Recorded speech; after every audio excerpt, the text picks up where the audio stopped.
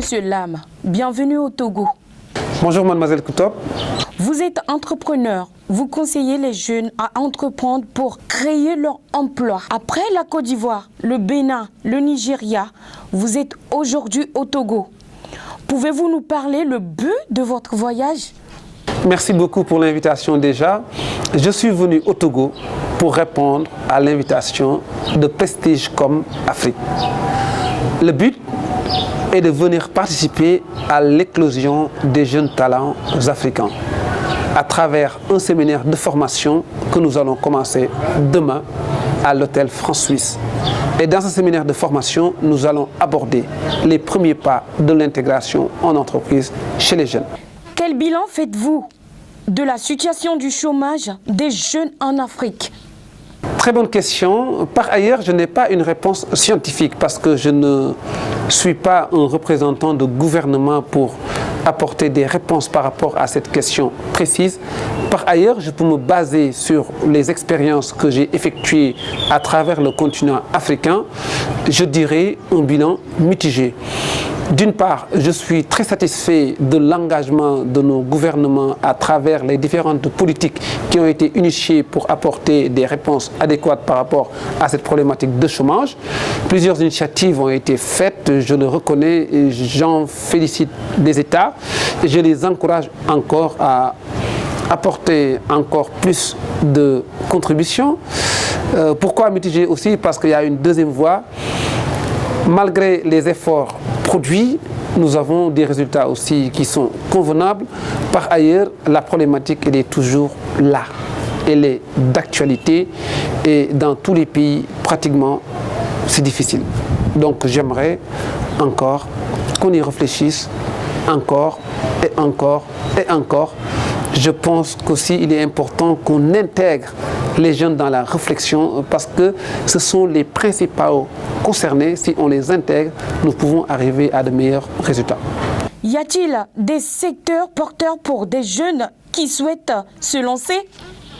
À mon avis, en Afrique, je ne peux pas parler de secteur porteur parce que nous avons une économie où il y a plusieurs besoins qui ne sont pas satisfaits.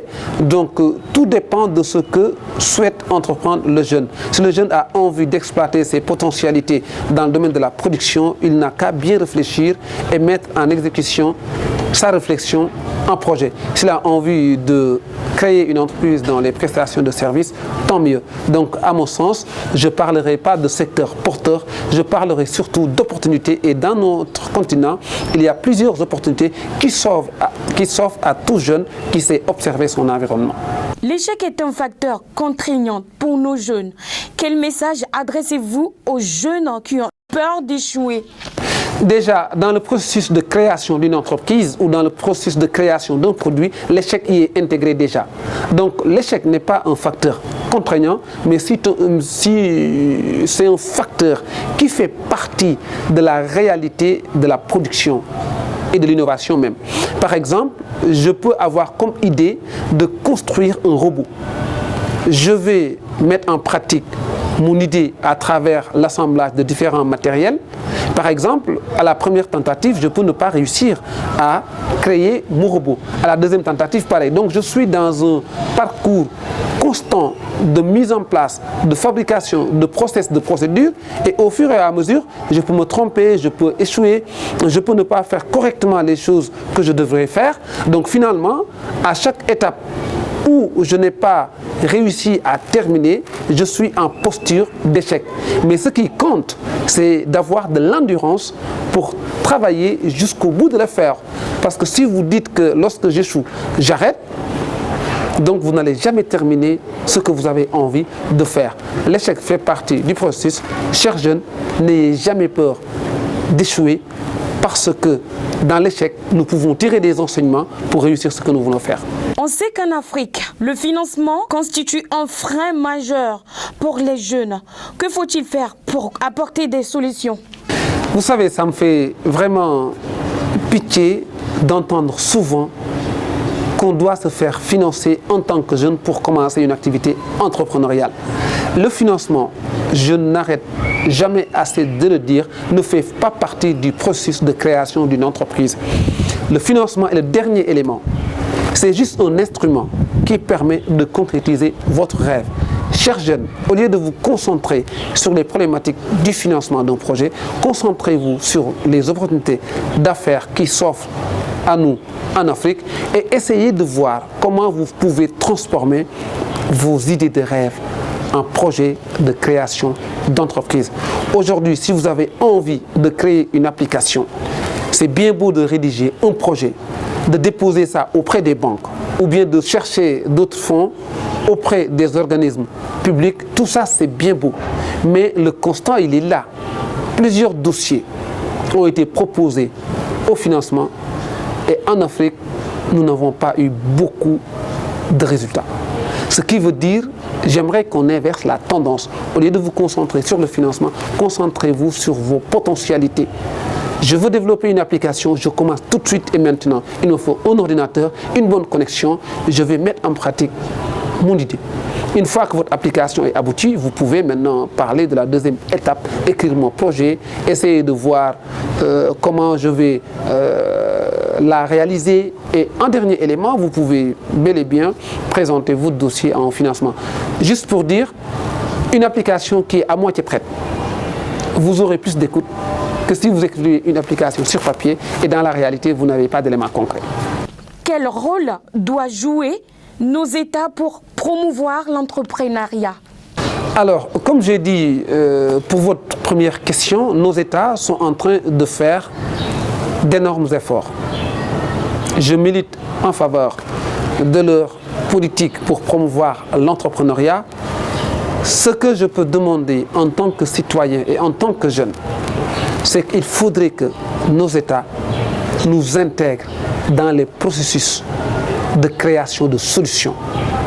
Si nous ne sommes pas interpellés pour des politiques qui nous concernent, est-ce que nous pouvons apporter des solutions ensemble? Comme dans tous nos États, en Afrique d'une manière générale, on dit qu'il faudrait qu'on apporte une solution d'ensemble. Ensemble veut dire État et nous. Donc, chers États, je vous prie d'intégrer les jeunes dans la réflexion en amont et en aval de la recherche de solutions liées à la problématique de la création d'entreprises. Par ailleurs, ce qu'il faut noter aussi, il faudrait aussi que nos jeunes n'attendent pas l'État en matière d'entrepreneuriat, parce que l'État aussi doit juste créer un cadre favorable au développement des talents.